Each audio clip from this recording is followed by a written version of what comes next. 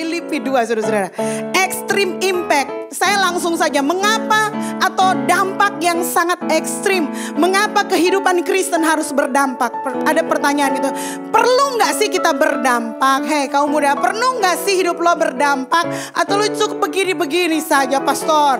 Gini-gini aja lah. Nanti itu bukan, kalau artis boleh lah. Kalau ini orang boleh, tapi kita mah biasa-biasa saja. Sebagian orang Kristen memutuskan seperti itu. Anak-anak muda juga memutuskan, saking mereka desperate dengan hidup mereka, saking mereka putus asa dengan hidup mereka, mereka kemudian memutuskan untuk biasa-biasa saja. Apakah benar-benar Tuhan menginginkan hidup kita berdampak atau sekedar biasa-biasa saja? Itu pertanyaannya. Sekarang kalau memang berdampak, mana buktinya, pastor? Mana firman Tuhan yang menyatakan bahwa kita mesti punya dampak yang besar? Filipi 2. Mari kita buka bersama Filipi 2. Muncul saudara-saudara, mujizat terjadi. Filipi 2 ayat 9 sampai ayatnya yang ke-15. Demikian firman Tuhan. Itulah sebabnya Allah sangat meninggikan dia dan mengaruniakan kepadanya nama di atas segala nama, supaya dalam nama Yesus bertekuk lutut segala yang ada di langit dan yang ada di atas bumi dan yang ada di bawah bumi. Dan segala lidah mengaku Yesus Kristus adalah Tuhan bagi kemuliaan Allah Bapa. Sama-sama yang percaya bilang amin. Jadi Alkitab mengajarkan di Filipi pasal 2, kalau saudara baca dari ayat 1 sampai ayat terakhir, bahwa kita mesti meninggikan Yesus. Sama-sama bilang meninggikan Yesus. Kenapa? Bahkan Allah juga meninggikan Yesus. Bahkan Bapa sendiri meninggikan Yesus. Itu sebabnya kepada Yesus dikaruniakan nama di atas segala nama. Itu sebabnya saudara-saudara di Metro Church Minute, saudara-saudara, ada tulisan di sana ditulis Jesus name above all names. Karena pada waktu didirikan gedung itu nggak ada nama, saudara-saudara, dan kemudian kita tulis nama di situ. Dan kenapa? Karena kita punya hati bahwa keberadaan Metro Church di sini adalah untuk meninggikan nama Yesus. Orang boleh nggak kenal kata Metro Church, tapi orang harus kenal nama Yesus. Itu kesepakatan kita, amin. Kalau nama Yesus turut diangkat oleh Tuhan, ya mungkin efek yang tidak sengaja kita terima. Tapi fokus dan tujuan kita bukan meninggikan nama kita, tapi meninggikan nama Yesus. Bukan meninggikan nama organisasi, sekalipun saya sangat mencintai organisasi saya, tetapi yang saya lebih harus tinggikan, dan ini harus menjadi visi kita bersama, meninggikan Yesus dalam hidup kita. Kalau saudara punya usaha, pernikahan saudara, hubungan pacaran saudara, apapun dalam hidup saudara, kalau meninggikan Yesus, maka saudara melakukan apa yang Tuhan mau. Dan kalau saudara sejalan sama kehendak Tuhan, semuanya akan dipermudah oleh Tuhan. Sama-sama bilang amin. Jadi nama Yesus ditinggikan. Lalu kemudian ayat 12 gitu ya, ada pesan di sini. Hai saudara-saudaraku yang kekasih, kamu senantiasa taat. Karena itu tetaplah kerjakan keselamatanmu dengan takut dan gentar, bukan saja seperti waktu aku masih hadir, tetapi terlebih pula sekarang waktu aku tidak hadir. Ayat 13. Karena Allah lah, perhatikan ya, karena Allah lah yang mengerjakan di dalam kamu. Sama-sama bilang di dalam kamu. Yang mengerjakan dalam kamu baik kemauan maupun pekerjaan menurut kerelaannya. Saya mau balik ke sini apa enggak sih? Tapi sebelum lanjut saya jelaskan sekali lagi. Allah lah yang mengerjakan di dalam kamu baik kemauan maupun pekerjaan. Jadi kalau ada saya baca ayat ini dari sudut yang berbeda. Jadi kalau dalam hidup kamu sudah enggak ada kemauan dan sudah malas bekerja, kemungkinan besar itu tandanya Allah sudah tidak bekerja dalam hidupmu. Karena bukti bahwa Allah bekerja di dalam hidupmu, kau punya kemauan dan kau punya pekerjaan untuk dikerjakan. Halo? Itu bukti nyata bahwa Tuhan bekerja di dalam hidupmu. Katakan amin. Lakukanlah segala sesuatu dengan tidak bersungut-sungut dan berbantah-bantah, Gisel, supaya kamu tiada beraib dan tiada bernoda sebagai anak-anak Allah yang tidak bercelah di tengah-tengah angkatan yang bengkok hatinya dan sesat ini, sehingga kamu bercahaya di antara mereka, seperti bintang-bintang di dunia atau selebriti. Bintang di dunia, saudara, bukan bintang di surga. Amin. Saudara mengerti arti kata ini? Jadi gini, semua yang di atas ditulis gitu ya, supaya kamu menjadi anak-anak Allah gitu ya. Dan sehingga supaya kamu bercahaya di antara mereka, di antara anak-anak Allah itu kamu bercahaya seperti bintang-bintang di dunia. Selebriti. Tuhan aja pengen kita jadi selebriti loh. Baca lagi Filipi 2. Oh, bukan potongan gue. Dia ron-ron kali, gue kagak. Siapa lagi yang banyak follower di sini? Kita mah udah setiap hari posting, like-nya nggak sampai 100. Dia sekali posting 1.200 orang 2 hari. Richie.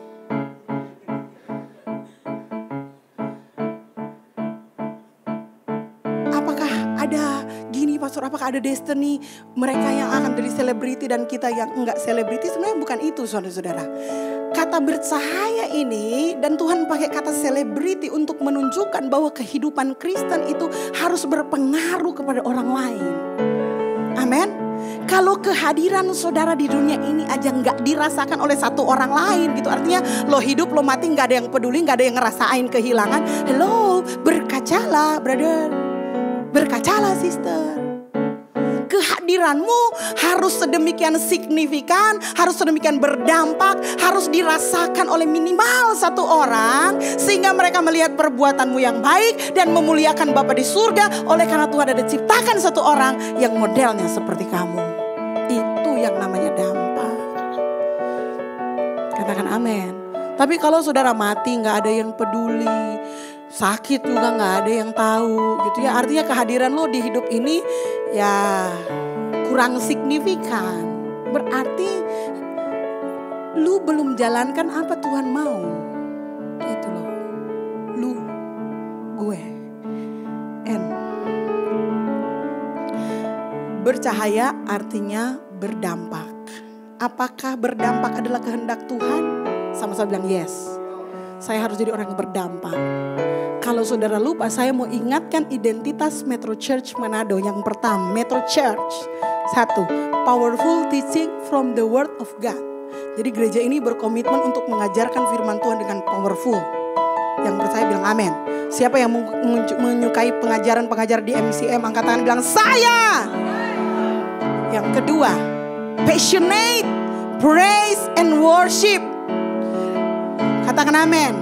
Jadi kita, saudara tahu selama pandemik ini kemarin kami evaluasi, kita menghasilkan berapa lagu Jem? 172 lagu dilahirkan oleh seorang yang namanya Jem di sana bersama timnya yang gila-gilaan ini.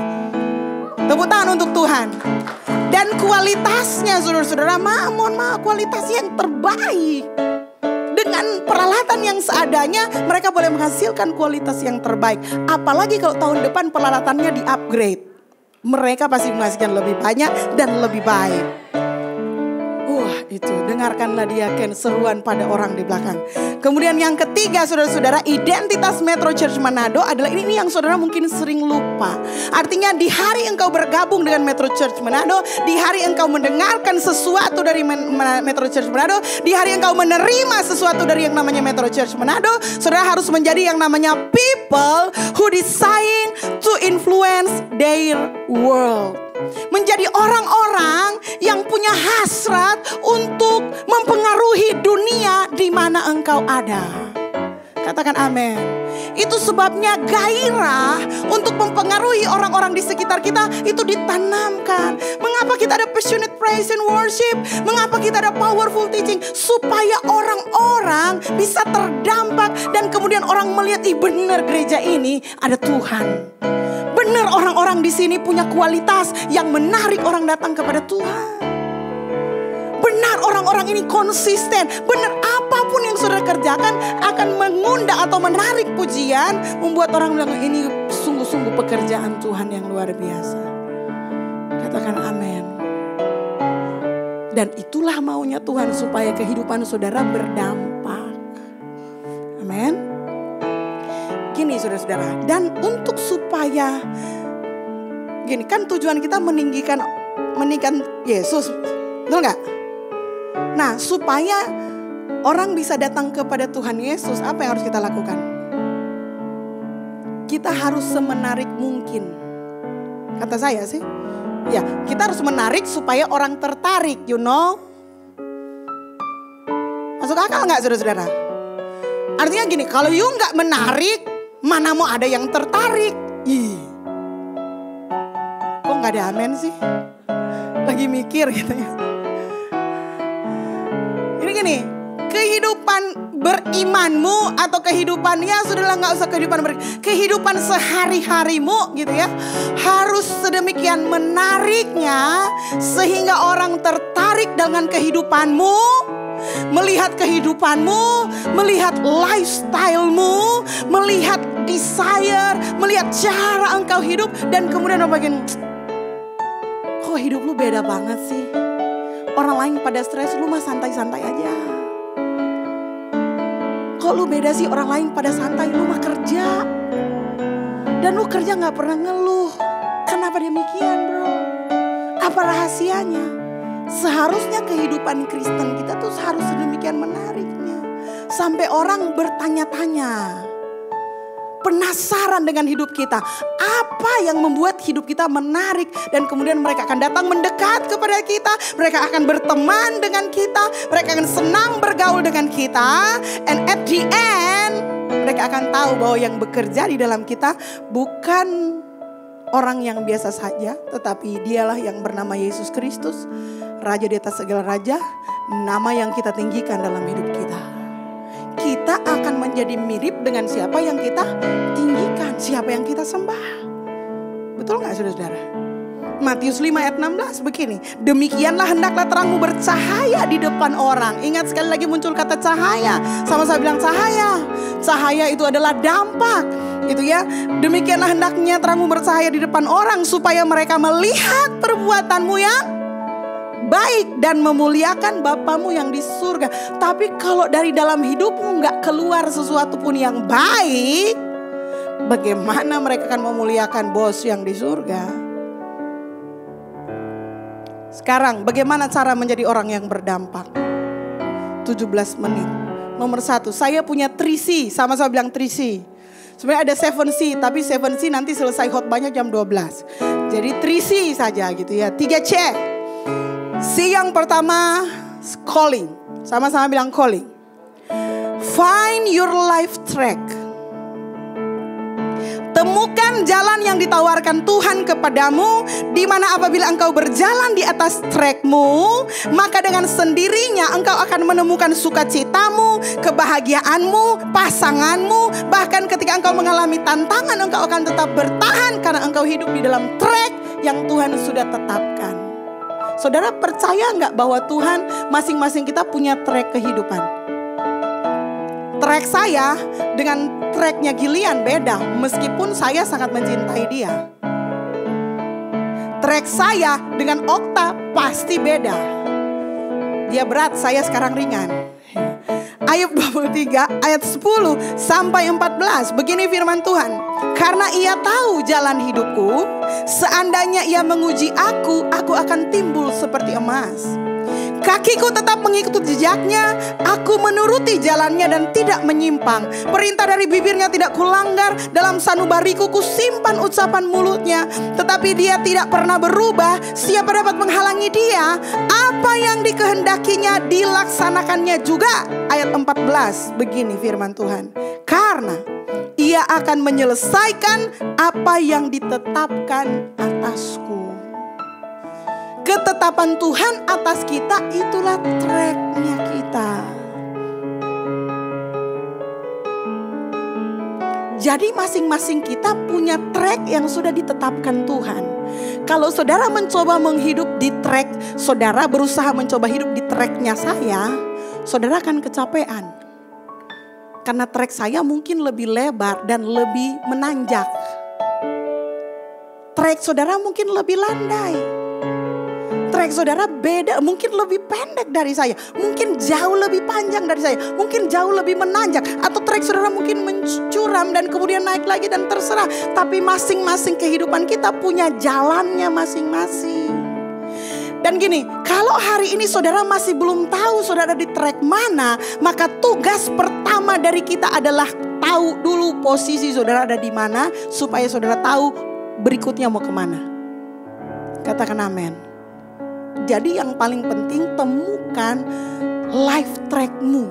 Tuhan tuh maunya apa sih atas saya? Dari mana saya tahu pastor bahwa itu adalah tracknya? Ya kau harus hidup sesuai kehendak Tuhan. Karena di dalam kehendak Tuhan lah, maka Tuhan akan memberitahukan di mana trackmu. Saudara bayangkan saudara mungkin sudah menghabiskan 20 tahun dalam hidup ini tanpa tahu track saudara ada di mana. Saudara masih ingat ayat yang berkata, Yosua 1 ayat 3 yang berkata gini, setiap tempat yang akan diinjak oleh telapak kakimu kuberikan kepada kamu. Masih ingat ayat itu? Berlaku gak buat kita? Berlaku, amin. Jadi saya juga percaya semua tempat, coba perhatikan ya, ini ilustrasi. Setiap tempat yang diberikan oleh kakimu, karena saya pakai sepatu baru, tolong disuting sepatunya gitu ya.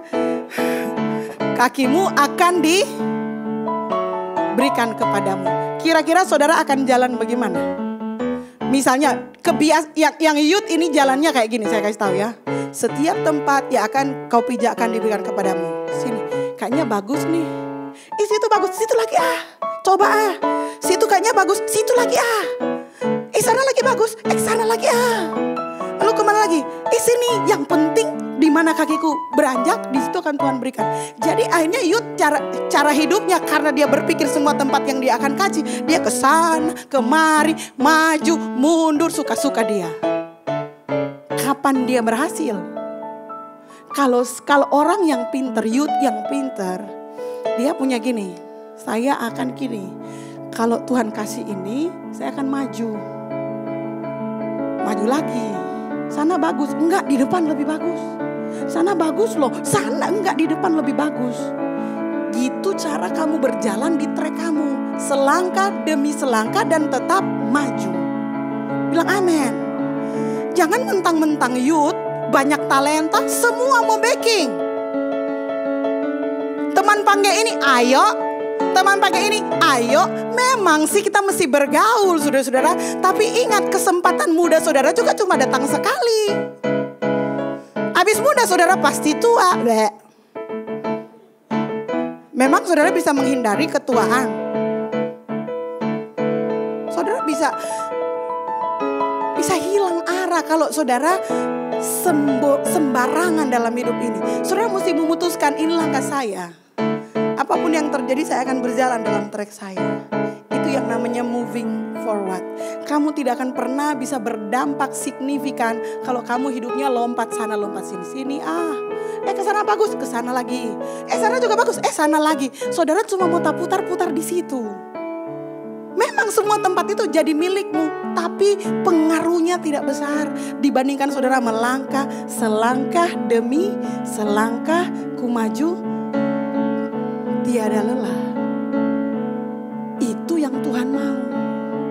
Karena ada hukum, gitu ya. Hukum yang kedua yang namanya kompetensi atau kompetensi. Kristi, boleh saya minta gambar yang tadi? Gini, yang kedua, kompetensi. Sama-sama bilang kompetensi. Ketika saudara sudah pertama harus temukan panggilan saudara, life track saudara. Kalau sudah tahu life tracknya, saudara harus menemukan apa potensi dalam dirimu, kompetensi. Tidak ada satu orang pun yang lahir di dunia ini dalam keadaan kosong. Tuhan memodali engkau minimal dengan satu kemampuan, right? Halo? Saudara gak percaya itu atau saudara percaya itu? Saudara percaya dan saya percaya bukan cuma satu. Kebanyakan kita punya multi kompetens. Kita punya kompetensi yang banyak saudara-saudara. Nah, gimana cara kita menemukan kompetensi? Sama-sama, kalau hidupmu ingin berdampak, maka kita mesti fokus dengan satu kata yang nama gini. Konsisten menambahkan sesuatu. Sama-sama bilang konsisten menambahkan sesuatu. Ada dua kata itu saudara-saudara. Konsisten dan menambahkan. Sudah ada? Oh ya. Ini saya temukan dari materi youth dan ini keren banget gitu ya. Kita sih nggak tahu baca, tapi 1,001, saudara lahir 1 misalnya kan.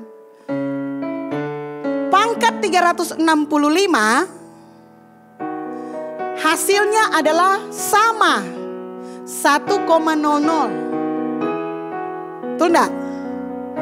1,01. Saudara cuma lakukan tambah angka 1 sesudah 0. 1,01 kali 365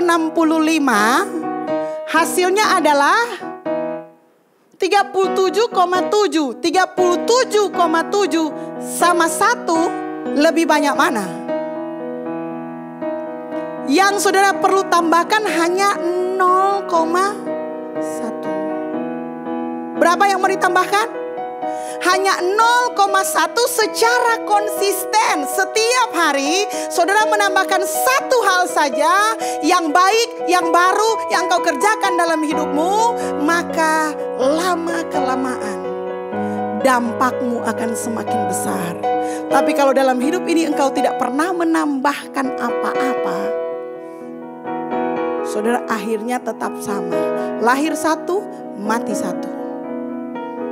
Lahir single, mati single.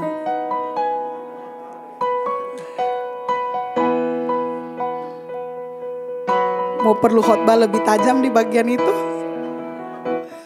Semua ndak tahu menyanyi di atas ini.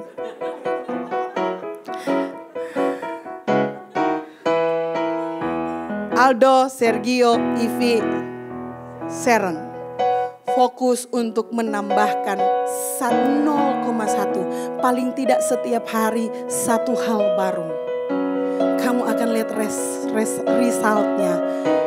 Itu jauh berbeda. Bukan cuma Aldo. Kita pun tidak terlalu tua. Kita tetap stay young, bukan? Amin.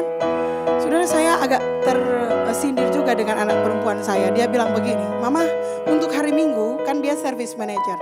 Mama, untuk hari Minggu tolong pakai pakaian yang lebih kelihatan youth. Dan saya berpikiran keras, saudara-saudara, sekaligus tersinggung gini dalam hati saya. Singgung yang positif, saudara-saudara. Memangnya selama ini saya kelihatan tua ya? Saya merasa saya sebagai pendeta tuh gayanya sudah yang paling muda di antara yang tua gitu loh. Tapi saya harus menerima advice-nya, betul nggak? Itu sebabnya hari ini saya pakai cats, ini baju robek-robek gitu. Ini supaya kelihatan muda. Kalau mereka masih bilang lebih muda lagi, besok minggu depan saya pakai IK2 begini, saudara-saudara. Fokus untuk menambahkan sesuatu dalam kehidupanmu. Bilang amin. Kita tidak terlalu tua untuk menambahkan 1 hal baru setiap hari. Mari kita lihat apa yang mesti kita tambahkan berdasarkan Alkitab. 2 Petrus 1 ayat 3 sampai 8. Gini. Ayat 3. Karena kuasa ilahinya telah menganugerahkan kepada kita segala sesuatu yang berguna.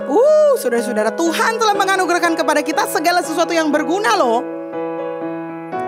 Anugerahkan, dikasih free.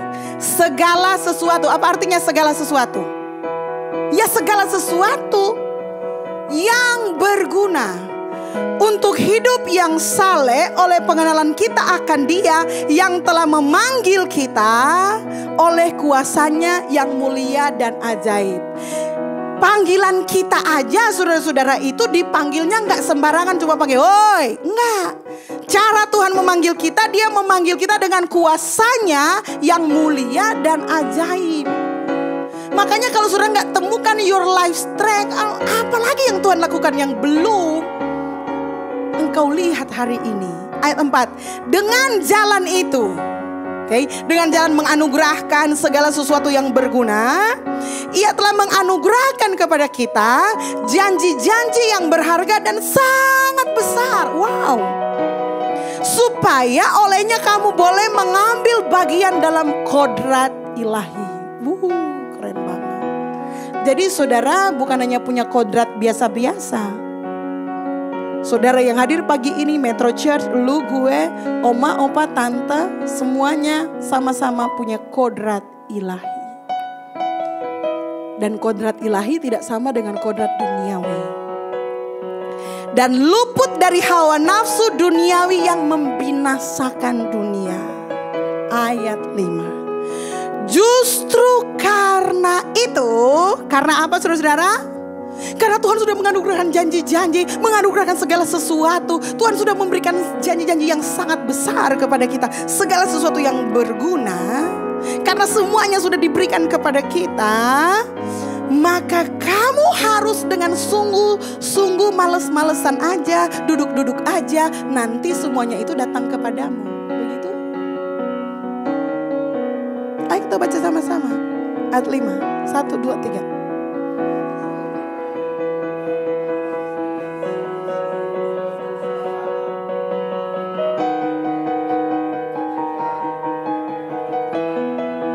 Sampai situ dulu. Jadi gini, Tuhan sudah mengaruniakan segala sesuatu yang berguna.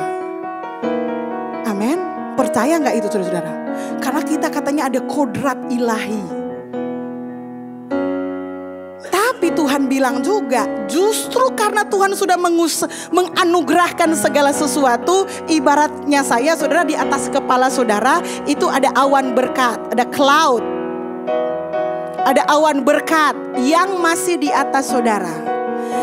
Yang bisa mengakses segala berkat yang sudah berguna untuk hidupmu adalah jikalau kamu sungguh-sungguh berusaha. Dan ini yang menjadi garis besar kita. Harus sungguh-sungguh berusaha. Kalau kamu berusaha, apakah kamu sungguh-sungguh apa enggak? Enggak selalu. Kadang-kadang berusaha sungguh-sungguh, kadang-kadang enggak berusaha. Kadang-kadang kita mencoba memperingan usaha kita. Semua orang yang sukses, semua orang yang berhasil melewati track yang namanya sungguh-sungguh berusaha. Ketika kamu menemukan your life track, kamu temukan track kehidupanmu, kamu harus di atasnya sungguh-sungguh berusaha. Saudara, itulah kata ekstrim muncul. Artinya saudara-saudara, kalau ada karyawan-karyawan yang bekerja biasa-biasa saja, saudara harus menambahkan sesuatu dalam kehidupanmu supaya engkau kelihatan sungguh-sungguh berusaha. Kalau engkau datang jam 9 dan pulang jam 5, semua karyawan juga datang jam 9, pulang jam 5, brother. Kalau kantor buka jam 9, tutup jam 5, saudara datang jam 10, mohon maaf kata, saudara berarti ada di bawah rata-rata.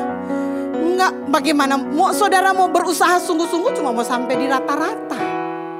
Tapi kalau kehidupanmu ingin di atas rata-rata, kalau orang lain kerja jam 9 sampai jam 5, saudara harus bekerja jam 9 pagi sampai jam 5 pagi.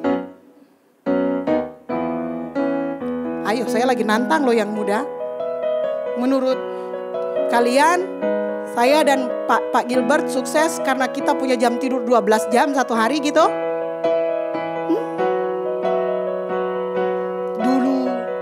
Waktu kamu masih banyak tidur, kita berdua sudah bekerja di saat kamu tidur.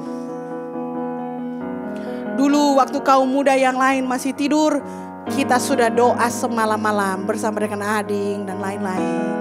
Doa semalam 2 malam. Biar terubu-rubu mengantuk, tetap doa semalam. Beda. Hasilnya beda. Beda gak hasilnya? Beda.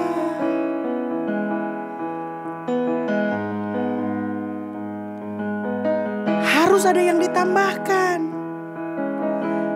Sungguh-sungguh berusaha. Oke, apa yang ditambahkan? Itu kan pertanyaannya. Yang pertama kan kamu pasti punya iman. Karena kamu harus sungguh menambahkan kepada imanmu, tambah di atasnya kebajikan. Jadi kalau kamu punya iman, kamu gak bertindak melakukan perbuatan yang baik, kebajikan, your iman is 0. Gak ada artinya. Lalu kalau kamu sudah iman dan melakukan kebajikan. Ayat 5, dan kepada kebajikan tambahkan pengetahuan. Kamu boleh jadi orang baik, tapi kamu mesti punya pengetahuan supaya gak gampang ditipu orang, brother. Karena kalau kamu baik saja tapi kamu gak punya pengetahuan, kamu pasti gampang ditipu orang, dimanipulasi orang, disesatkan orang, dikerjain orang, kena prank melulu oleh kehidupan ini. Hello, karena kurang pengetahuan. Iman ada. Baik hati, tapi gak menambahkan pengetahuan setiap hari. Kamu akan mati dibodohi orang. Dan karena itu, sekarang itu, dan kepada pengetahuan, kalau kamu sudah iman, tambahin kebajikan, di kebajikan tambahin pengetahuan, kamu harus tambahkan penguasaan diri. Karena kalau kamu sudah punya iman, kamu punya hati yang baik, dan kamu pandai sekarang gitu ya. Nah, kamu berbahaya kalau kamu tidak bisa menguasai diri. Kamu bisa jadi sombong, kamu mulai lupa siapa Tuhan. Karena itu kamu harus menguasai diri. Kapan kamu menguasai diri? Waktu kamu punya semuanya ini, supaya yang semuanya ini gak menghancurkan kamu. Dan kepada penguasaan diri tambahkan apa? Tambah lagi. Apakah penguasaan diri cukup? Enggak cukup. Cukup kalau apa? Ditambahin ketekunan. Sama bilang ketekunan. Konsisten. Yang ini yang paling lemah di seluruh kaum muda. Kaum muda jarang konsisten. Terutama dalam hal bercinta. Itu sebabnya mereka masih single. Hanya mereka yang konsisten. Sama-sama bilang konsisten. Membangun hubungan percintaannya untuk kemuliaan Tuhan yang akan mengakhiri di gerbang pernikahan dengan benar. Nggak malu pakai gaun putih. Amin. Konsisten. Dorang kok bab pupuk tergantung bulan. Kalau lagi pengen ya mesra-mesra. Habis itu pasti main game lagi. Dan saya lupa tuh di sebelah sana lagi butuh WA. DM. So 10 kali dia bolak-balik begini, gak ada WA gak. Lagi karena pacarnya lagi main. Halo.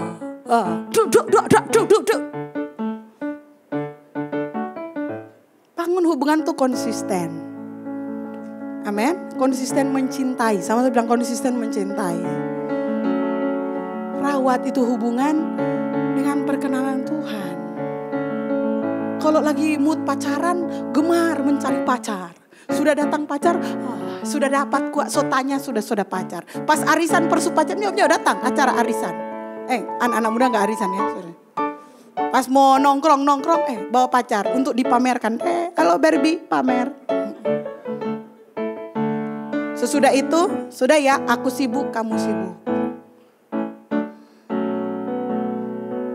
Kita mesti menambahkan.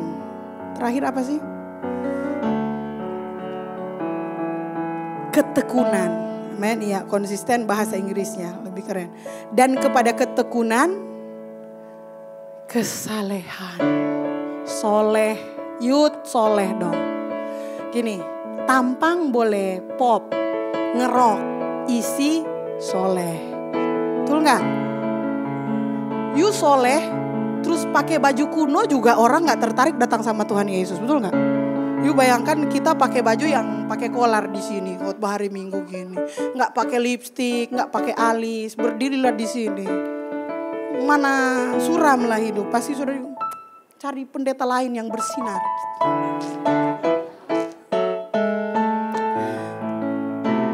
Kesalehan, sama-sama bilang kesalehan. Dan kepada kesalehan kasih akan saudara-saudara, dan kepada kasih akan saudara-saudara kasih akan semua orang. Saudara tahu nggak kasih semua orang itu ditulis dengan kata agape?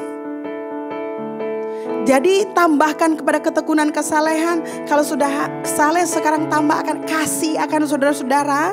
Dan kepada kasih akan saudara-saudara tambahin agape. Itu yang mesti ditambahkan. Artinya itu yang dicapai paling terakhir. Kalau saudara sudah punya ini yang namanya kasih akan semua orang. Kalau saudara punya kasih yang mau mengorbankan diri untuk orang lain. Disitulah saudara punya dampak menjadi ekstrim. Katakan amin. Ayat 8. Ada kunci bagi mereka yang ada bonus bagi mereka yang mau menambahkan. Sebab apabila semuanya itu ada padamu dengan berlimpah-limpah, kamu akan dibuatnya menjadi giat dan berhasil. Yang percaya bilang amin. Kalau saudara mengejar keberhasilan dalam hidup ini, sebenarnya saudara salah. Karena keberhasilan itu gak perlu dikejar. Saudara hanya perlu menambahkan secara konsisten semua yang dicatat di sini. Maka at the end saudara akan dibuat Tuhan berhasil. Jadi gak perlu dikejar. Dia akan mendatangi saudara.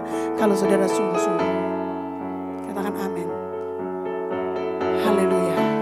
Yang ketiga, yang ketiga. Karakter. Give me 5 minutes.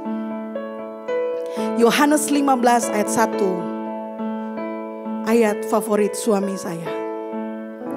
Akulah pokok anggur yang benar dan Bapakulah pengusahanya. Saudara tahu cara berpikir pengusaha? Siapa yang adalah pengusaha di sini? Kira-kira. Angkat tangan, bilang saya. Saudara tahu nggak cara berpikir pengusaha? Cara berpikir pengusaha dan petani sama nggak? Enggak. Kalau saudara ingin tahu cara berpikir pengusaha, saudara mesti tanya sama saya, Pastor Melan. Karena saya menikah dengan pengusaha, saya tinggal dengan pengusaha, saya berbicara dengan pengusaha, dan saya hidup dari usaha. Setuju? Suami saya berusaha menghidupkan saya mendoakan usahanya maju, saya diberkati lagi. Amin. Satu hal yang saudara mesti tahu tentang pengusaha. Ini rahasia setelah saya hidup dengan pengusaha selama 15 tahun. Semua pengusaha tidak mau rugi. Betul atau betul? Sepakat dulu saudara-saudara. Artinya pengusaha akan sangat galau kalau dia rugi. Betul gak? Suami saya tuh pandai. Mari kalau dia marah-marah berarti mungkin ada yang rugi-rugi sedikit gitu. Itu kesimpulan saya gitu ya. Karena ada di Alkitab saudara-saudara. Dan suami saya sangat Alkitabiah. Setiap ranting padaku yang tidak berbuah dipotongnya, dan setiap ranting yang berbuah dibersihkannya supaya ia lebih banyak berbuah. Ini pikiran pengusaha. Ketika Tuhan menciptakan saya dan saudara, Tuhan melihat hasilnya. Kamu berbuah banyak atau sedikit, kamu merugikan kerajaan Allah atau menguntungkan kerajaan Allah? Aku sudah capek-capek berkati usahamu, kamu gak memperhatikan kerajaan Allah. Goodbye my love. Saya tidak mau rugi. Karena saya adalah pengusaha. Yang saya cari adalah buah. Itu sebabnya Yesus marah sekali waktu dia jalan dan dia butuh buah dan dia gak ketemu buah itu. Walaupun itu tidak pada musimnya. Harusnya pohon ara itu tahu diri. Dia harus tahu Yesus lapar dan Yesus mau lewat, keluarkanlah buah satu. Tapi dia gak tahu diri. Dia bilang kan bukan musimnya. Mentang-mentang Tuhan mau minta buah. Tuhan gak peduli musim. Yang Tuhan mau buah. Mau musim kering, musim semi. Itu sebabnya saudara mesti stok. Supaya kalau musim lagi pohon-pohon yang lain gak ada buah, kamu tetap berbuah. Apalagi saat Yesus mau lewat, keluarkanlah buah. Supaya saudara gak dikutuk jadi kering dalam 3 hari. Bilang amin dong. Dan itu yang Tuhan mau. Karakter. Ketika engkau menemukan panggilan, calling, dan kemudian saudara menambahkan kompetensi saudara setiap hari, dan kemudian saudara menjaganya dengan karakter.